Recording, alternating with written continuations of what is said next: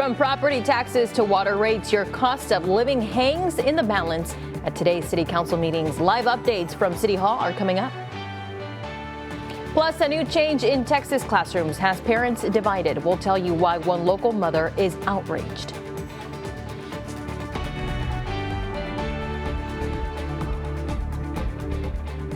Well, thank you for joining us. I'm Clara Benitez Cortez. We have much to get today at Corpus Christi City Hall and the City Council as well. Here is a look at some of the big items we're keeping an eye on. City Council had its first vote on next year's proposed budget. We're also keeping track of the city's property tax rate and the slight hike homeowners can expect to see on their tax bill compared to last year.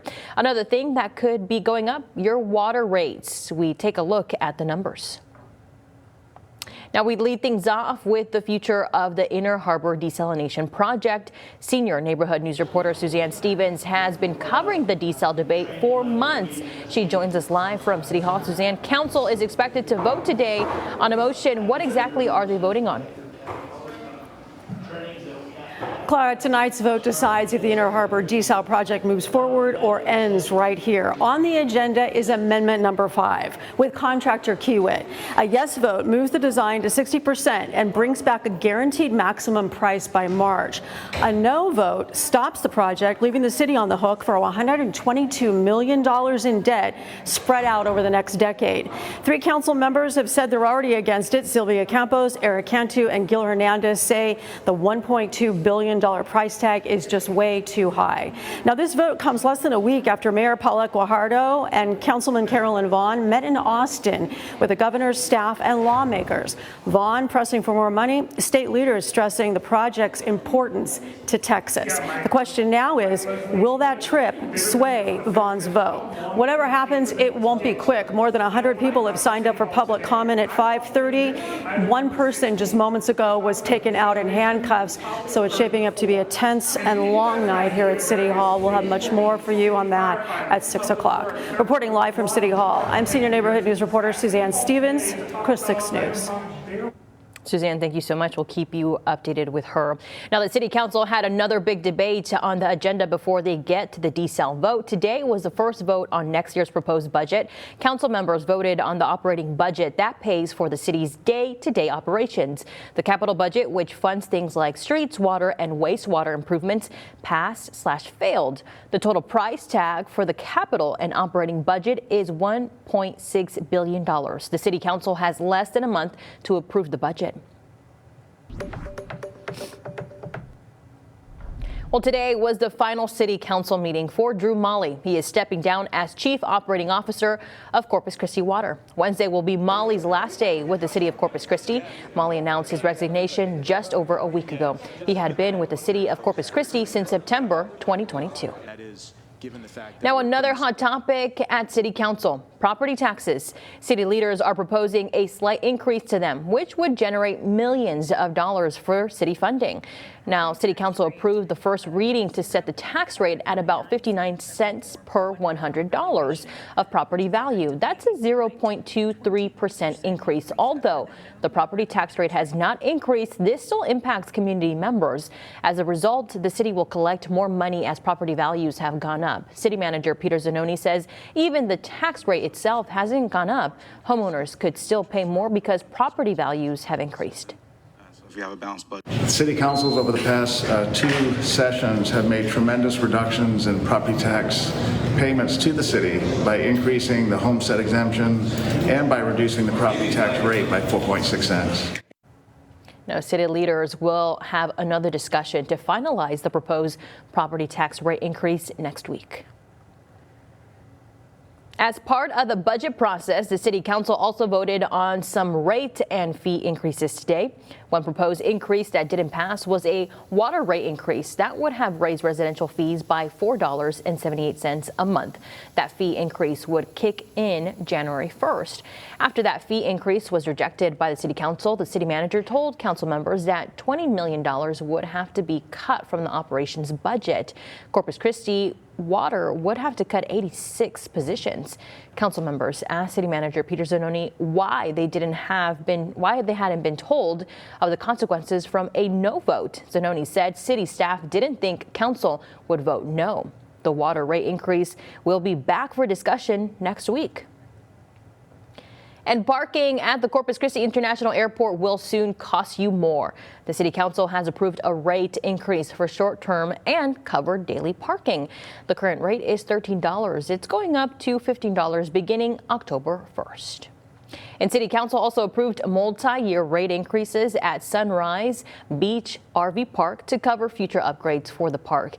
Corpus Christi Water bought the park in 2008 to protect from the Wesley Dam. It's been a popular spot along Lake Corpus Christi, but it's in need of a boat ramp, updated facilities, and better security. The rate increases would cover those improvements. City Council approved a 54% increase to all park fees in 2026, followed by an additional 1% in 2027 and 2028.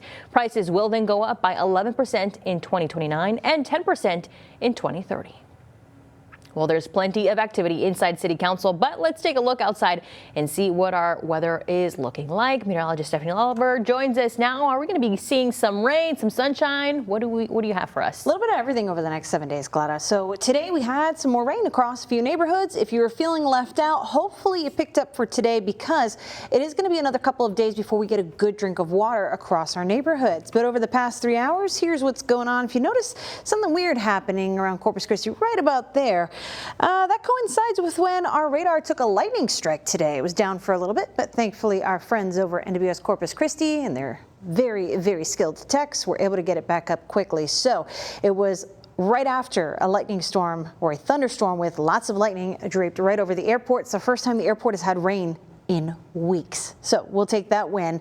And right now, more rain happening just to the east of Sinton. This is carrying along to the southeast, so it's going to travel along 188. Who else will be seeing rain this week? I'll fill you in coming up. All right, Steph, thank you. And Senate Bill 10, the law requiring every Texas public classroom to display the 10 Commandments, officially went into effect September 1st, yesterday, but not without legal challenges. Several Texas families sued the state about the 10 Commandments going up in public classrooms. A federal district court issued an injunction stopping the posters from going up in 11 districts, none of which are in Corpus Christi. One Flower Bluff parent tells Neighborhood News reporter Tony Jaramillo that she's upset the posters remain up. It's only fair that if one religion is given a space, that they should all be included. The American Civil Liberties Union, which is representing those Texas families, says the injunction order was directed specifically to the 11 districts listed as defendants, but all school districts have an independent obligation to uphold the Constitution, end quote. In Houston, the man accused of killing an 11-year-old boy after a ding-dong ditch prank was charged with murder on Monday. 42-year-old Gonzalo Leon Jr. appeared in court and was booked in jail Tuesday morning, according to county records. Houston police said the shooting did not seem to involve self-defense because the shooting, quote, wasn't close to the house, end quote. No bond has been set. Leon is expected to appear in court tomorrow when a judge could decide if he can be released on a bond. And in national news, President Trump is facing backlash for increasing presence of Border Patrol and other federal agencies in cities like Chicago. NBC's Garrett Haka has more.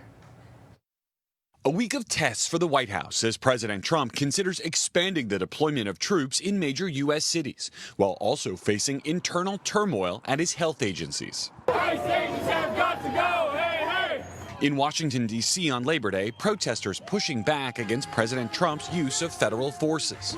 Free D.C.! Free D.C.! And in Chicago, crowds demanding Trump not expand his federal law enforcement surge there. No troops in Chicago! No troops in Chicago! The president has attacked Chicago for its high crime rates, even though the city's crime and murder rates are falling.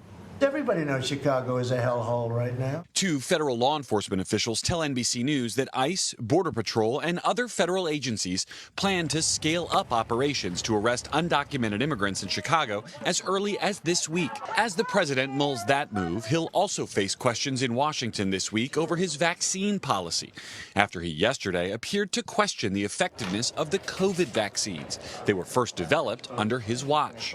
In a post on Truth Social, Mr. Trump challenging urging pharmaceutical companies to, quote, justify the success of their various COVID drugs. It comes years after he launched Operation Warp Speed in his first term, which fast-tracked vaccine production and which the president has long praised as a success. We're on the verge of another American medical miracle. And amid extraordinary turmoil at the nation's health agencies. On Monday, 9 former heads of the CDC slammed Trump's Health and Human Services Secretary Robert F. Kennedy Jr. in a blistering New York Times op-ed, accusing him of, quote, endangering every American's health, and blasting Kennedy's firing of CDC Director Dr. Susan Menarez last week that led to 4 top leaders of the agency resigning in protest. The former CDC heads writing that Menarez refused to, quote, rubber stamp his dangerous and unfounded vaccine recommendation. A local law firm is picking up the pieces after a late-night fire. We have what, where, and when after the break. You're watching Chris 6, part of the Scripps News Group. Welcome back. We have an update on last night's fire at the Herman & Herman Law Firm on the 3rd Street in Morgan. A spokesman for the fire department says the interior of that building was gutted by the fire. The law firm's marketing director says no case files were lost since the building was primarily used by the marketing department. It's believed an electrical issue started the fire. The fire was reported around 9:30 last night. We now know the identity of the man who died in a rollover crash on Flower Bluff Drive in Yorktown this morning.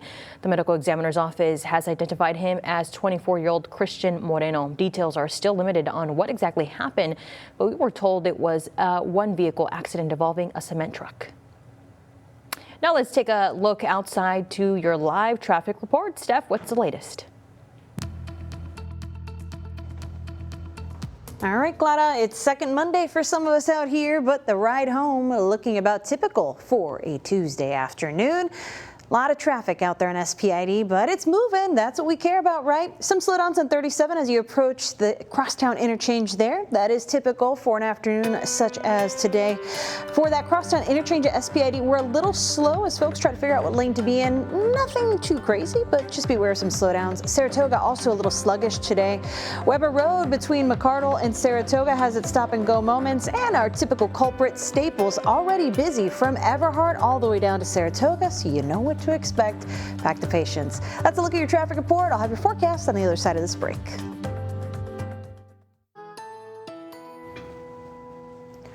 All right, a look outside from the CCAC camera over at Snoopy's. You are watching the death of a thunderstorm. Yep.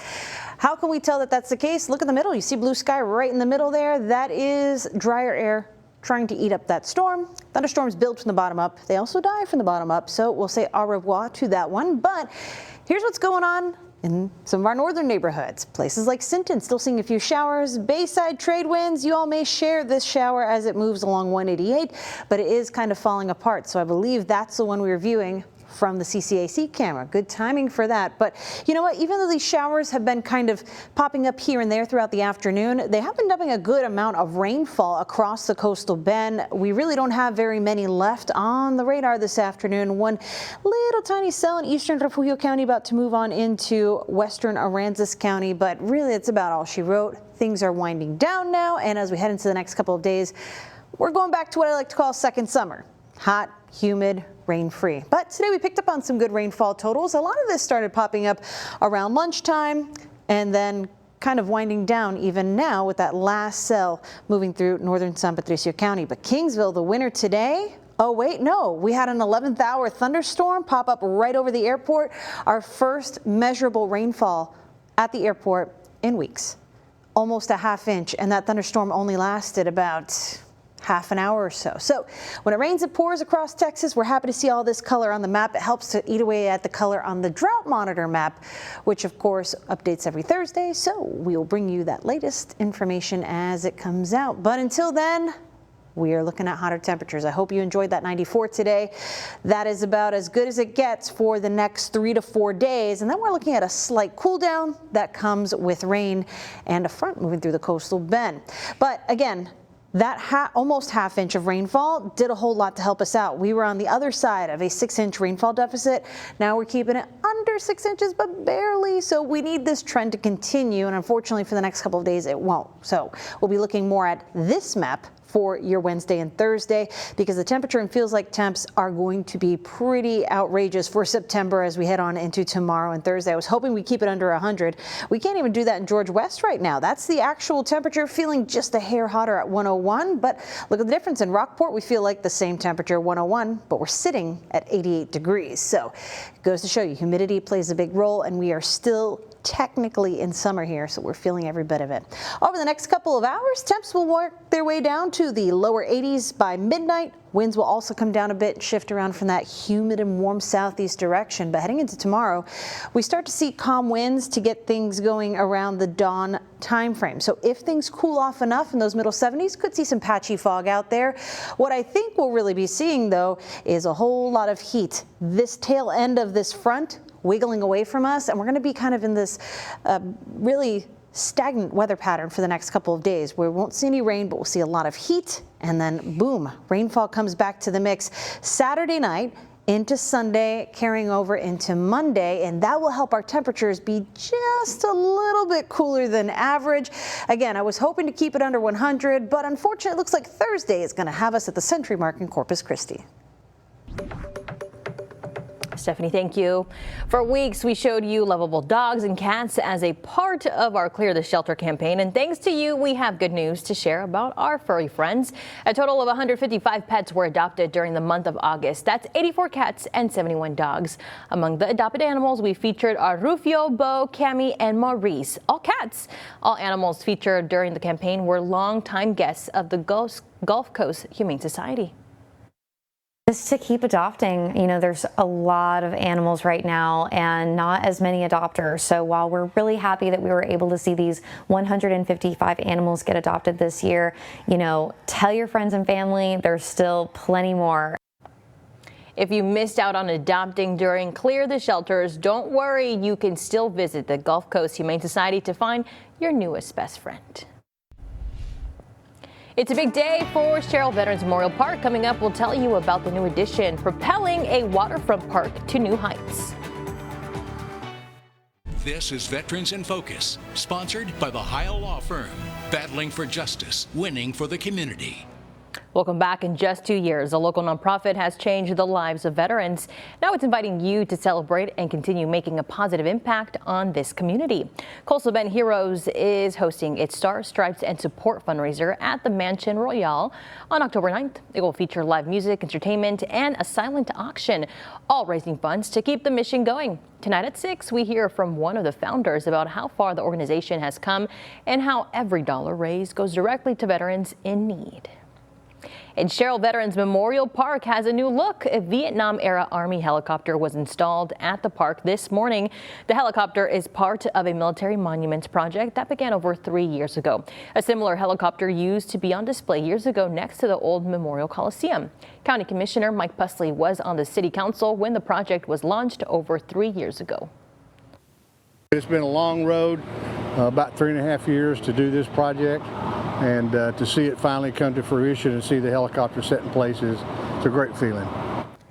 Well, Bell Helicopter donated the helicopter and paid for the refurbishing. The city paid for the 15-foot pedestal it sits on. That was funded through a city bond project. And taking a live look outside, it's been a busy day inside City Council and across Coastal Bend. We'll have more details tonight at 6. But for now, stick with us for local, your 7-day forecast when we come back. Before we let you go, it's become a bit of a nightly tradition to take a look at one of the biggest jackpots in Powerball history, $1.3 billion. That's how much is on the table. It's been growing since May 31st and is one of the top 10 largest prizes Powerball has ever offered. As always, if you're buying, good luck and don't spend it all at once, because you'll have to pay those taxes. But fun fact, all the times you got your numeritos and you saved the paper, you can count that against your Powerball jackpot tax debt. Oh. That's like a little scratch of the surface in this kind of Powerball jackpot. Yes, but hey, most something, definitely. something, right? Something. So this cold front. Something is something. Right? Yeah. I'm not sure it's going to be so cold at this point. What I can tell you is that we've got a good chance of rain this weekend, and it is going to bring our temperatures down. I was hoping we could keep it under 100 this week, but hopes and dreams apparently don't make the forecast. 100 degrees forecast high for Corpus Christi on Thursday. But the part everybody should focus on this weekend. So we're looking at 91 for Sunday and Monday, which is a lot better than 100. So Nice relief right there. A few degrees makes a big difference. it really does. I think so. All right, everybody, thank you so much for tuning in. We will see you here at 6 o'clock. Bye.